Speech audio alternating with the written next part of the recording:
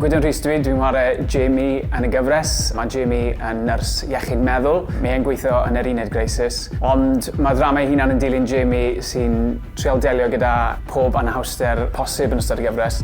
Mae hefyd yn amlwg yn helpu rheina yn y gymuned, ond mae Jamie'n gweld yn galed o bryd i gilydd i jyglo i fywyd personol a y bywyd gwaith.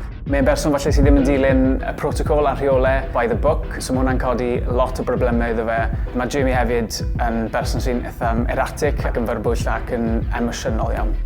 Er fod ni'n dilyn Jamie a eisiau arno fe, i ni'n cwrdd â staff yr uned Creisis, cleifion i deulu fe, ond mae'r rhain i gyd yn llwytho i problemau nhw ar ysgwyddau Jamie. A mae'r ffordd mae Jamie yn delio, neu ddim yn delio, gyda'r sefyllfa yn un diddorol i wir lleia.